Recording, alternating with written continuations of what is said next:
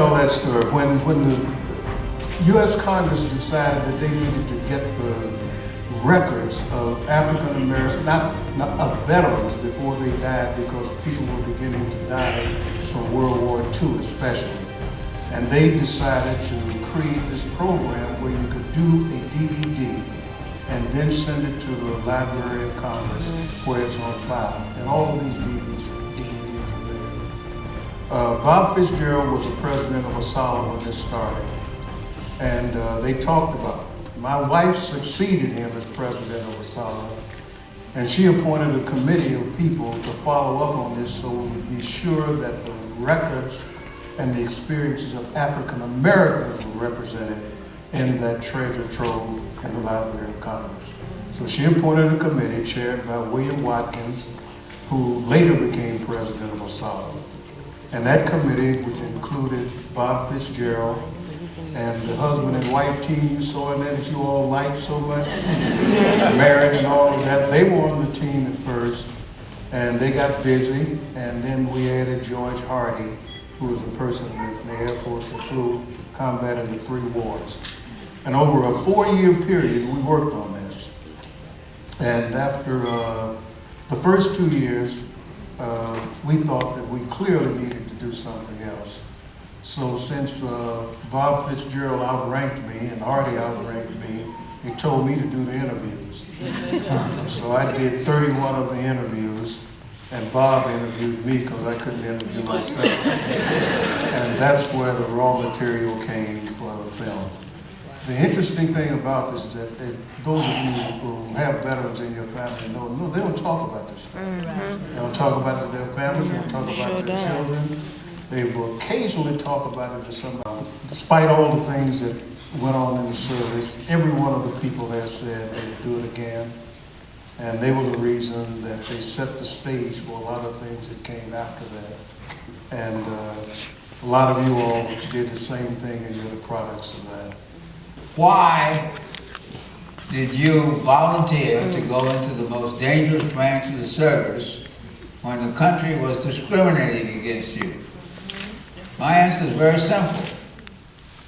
First of all, it's our country, as much as anybody else's. We helped to build the country. And secondly, we felt that as a result of our service, the excellence and the quality of our service, the courage we showed, fair-minded people would finally realize that segregation was totally wrong and join us, as many did, in the protest to end segregation. And throughout all the stories, there's always some protest that those of us in the military made to get people's attention so that they would say, we're not going to take it anymore. And the world is so different. I see a lot of young people here, which is really great. You, I'm sure, don't have any idea of what it is like to go to a building that was a school on your block that was attended by white people that you had to walk by to go to a black school. But fortunately, the black schools had black teachers who believed in us. And we got a great education. We were able to get the confidence that enabled us to move ahead. And I say that this film should be seen by every young person to understand where we've been and how far we've gone. One of the themes, or one line or thread that runs through this film is that almost everybody in this film of color had a problem because of the color. So there wasn't a person in the film, as there's not a person in this room of color who hasn't had a problem at one time or another because of the color. But now, what comes out in the film near the end is that while there were lots of obstacles thrown in front of all of us, and all of you, all the time, but the real deal is that, do you let the obstacles crush you, or do you rise above them? Do you move around them? Do you roll them aside, or do you go over them? And if you listen to many of the stories in the film, we all had obstacles, we all had the difficulties that we face because we're black, and we face them every day. But we don't let them crush us, we don't let them beat us down, and we rise above them, And there are examples of people in the film that rose above those things, that used their military in order to get ahead. Later date, they learned, and they didn't lose, they became winners. And I think that's the message that young folks need to see, that there are people that look just like them, that did things that they can do, if between their ears that they decide that they're not gonna let that stuff crush them, but they're gonna let them, they're gonna let it serve as a motivating factor in order to succeed. One of the reasons why we didn't shoot down a lot of planes is that we stayed close to the bombers that we escorted, which allowed us to have the record of not losing bombers to enemy fighters. So we're very proud of that record. And as far as I'm concerned, D. Arch, my best friend, was our ace. The second part of your question related to the Fort Chicago thing that was referred to in the film, not by name, by Carol Buchanan, who is one of the deceased people. He's also from New York. There was an ammunition ship and it blew up on the West Coast. And it was blew up because of a lot of things, including not proper maintenance and not proper safety procedures and supervisors. When that blew up, the soldiers refused to go back on their unloading and loading ammunition ships. And as Buchanan mentioned in the film, the black soldiers who refused to go were court-martialed, were discharged dishonorably, and put in jail. The white soldiers who refused to go back were not.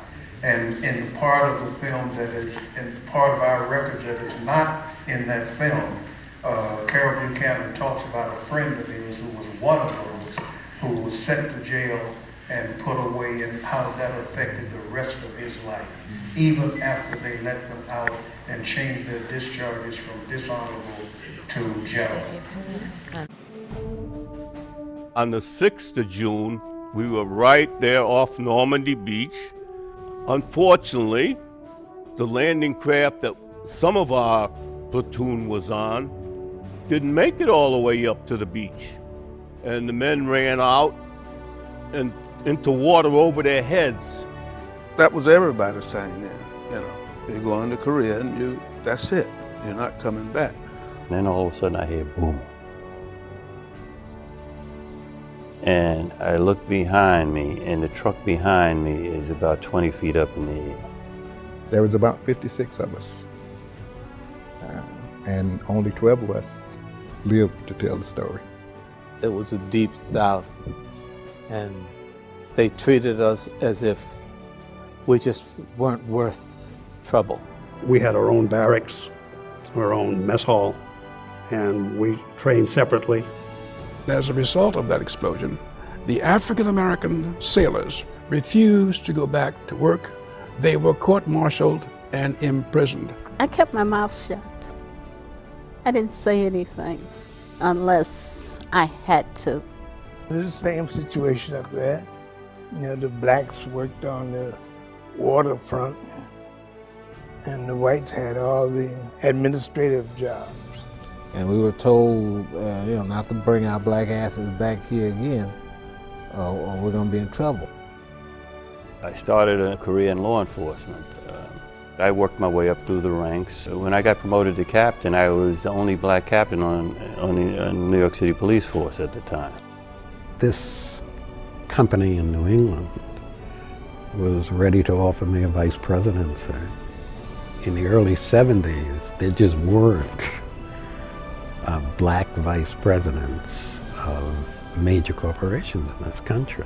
President Lyndon Johnson reached out and picked me to serve on a presidential commission on education, which was a surprise to me. It's tough to understand how you can serve your country one way and you're not good enough to be in the country another way. That's a hard pill to swallow.